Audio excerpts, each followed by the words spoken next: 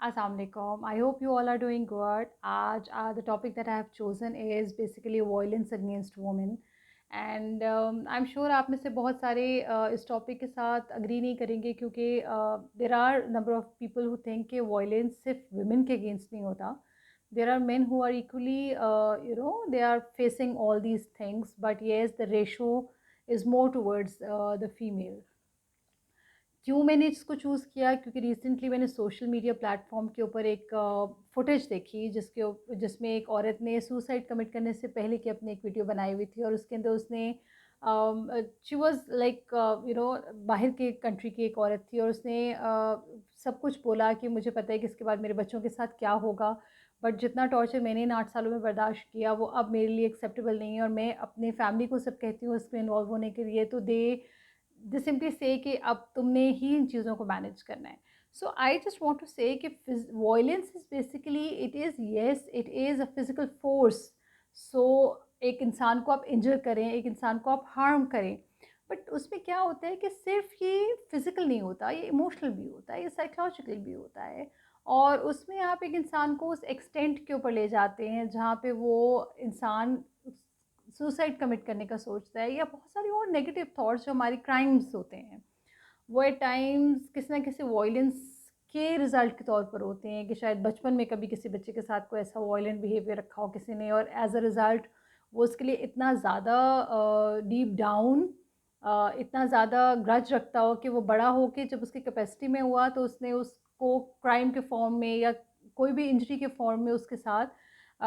कुछ ऐसा किया जो कि वॉयलेंस की शक्ल इख्तियार कर गया.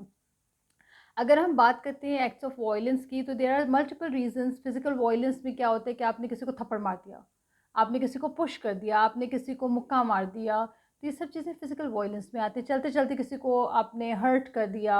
स्टैप कर दिया, कुछ भी कर दिया. अगर हम बात करते हैं साइकोलॉजिकल या इमोशनल की तो उसमें आप कहाँ होता है साइकोलॉजिकल इमोशनल, जहाँ आपके रिलेशनशिप्स होते हैं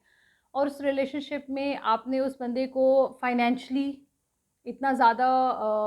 ऑक्यूपाई कर दिया कि एक इंसान अपनी जो बेसिक नीड्स हैं उनको फुलफ़िल करने के लिए भी कुछ नहीं कर सकता because that person does not have a money to spend on the basic needs. और बहुत सारी बेसिक नीड्स होती है हमारे लाइफ में.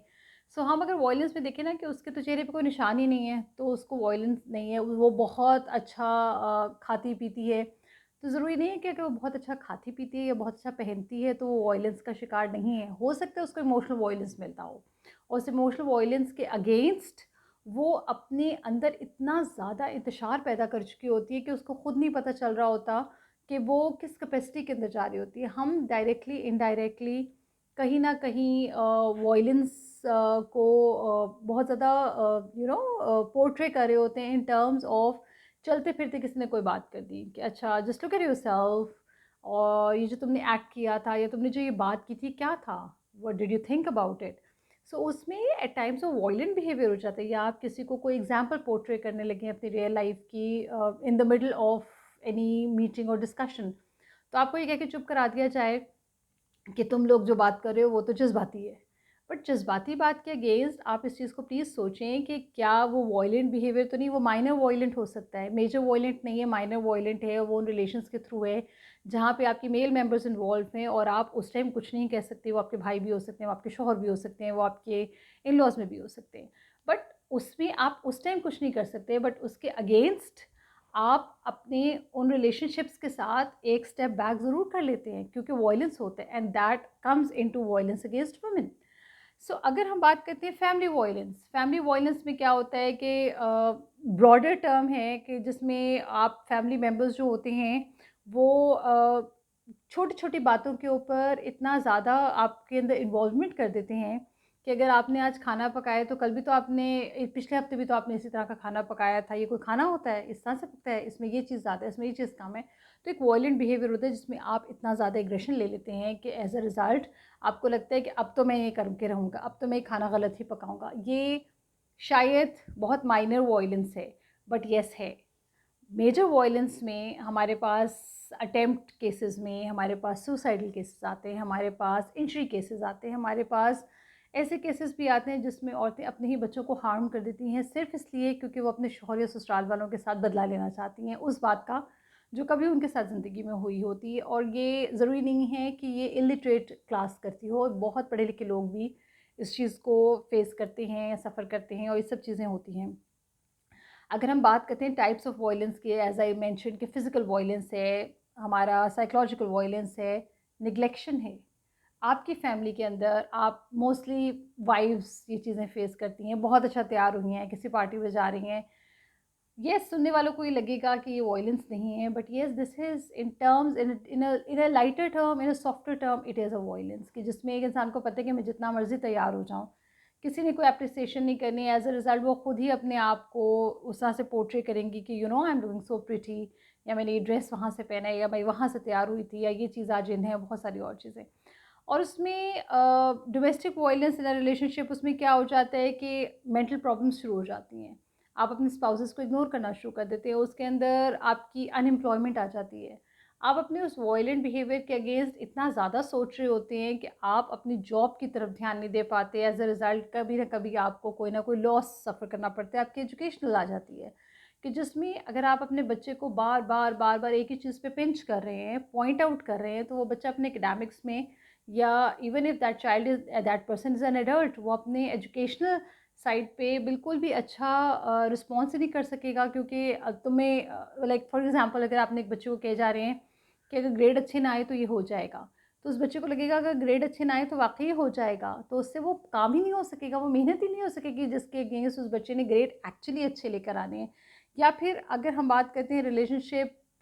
यू नो रिटेंशन बिहेवियर, जिसमें आप इन चीज़ों को सोचने की हमें इसलिए ज़रूरत है क्योंकि हमारी बहुत सारी ऐसी चीज़ें होती हैं जिसके अंदर हमारे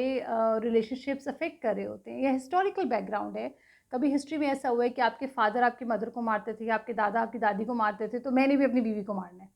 या लड़की ये सोचती है कि मेरे माँ बाप या मेरे नाना नानी में या मेरे भाई भाभी में या मेरी बहन बहनों में ये सब कुछ हुआ था, तो मेरे साथ भी ये होगा। तो उसमें क्या होता है, वो ऑलरेडी डरना शुरू हो जाती है, उसको हर चीज़ वॉयलेंट लगती है, उसको लगता है जो कुछ भी हो रहा है वो वॉयलेंस ही है। कल्चरल फैक्टर्स हैं, या कुछ भी ऐसा है कि जिसमें आप अपने आप को इनसिक्योर फील करते हैं। And yes, violence against women अगर हम सोचें तो ये बहुत डीप डाउन बहुत मेजर कॉज है, जिसमें हरासमेंट केसेस आ जाते हैं, जिसमें केसेस इतनी हद तक कोर्ट में चले जाते हैं कि उसके इफेक्टिव्स में बच्चे होते हैं। एंड रिसेंटली एक केस हुआ है जिसमें एक बच्चा मिडल ऑफ द नाइट, वो बच्चा was found dead in some other country, जिसमें I was just reading the news. और उसमें क्योंकि हस्बैंड एंड वाइफ आपस में एक साथ नहीं रह सकते थे, उन्होंने कोर्ट केस किया और जो कुछ भी किया, वो बच्चा हेयरिंग पे भी जाता रहा, सब कुछ होता रहा, और दोनों हेयरिंग्स में दोनों साइड पर उसने कहा कि I want to live with both my parents. लेकिन पेरेंट्स आपस में एक दूसरे के साथ नहीं रहना चाहते थे, तो वो वॉयलेंस फिजिकल वॉयलेंस नहीं था, बट वो मेंटल वॉयलेंस था, उसमें वो बच्चा अपनी जान से चला गया। प्लीज़ इस बात को ज़रूर सोचिएगा, violence against women doesn't every time mean it's, you know, the injuries, it can be anything. So please मेरी इस बात को गौर ज़रूर कीजिएगा, stop this violence. Thank you, अल्लाह हाफ़िज़।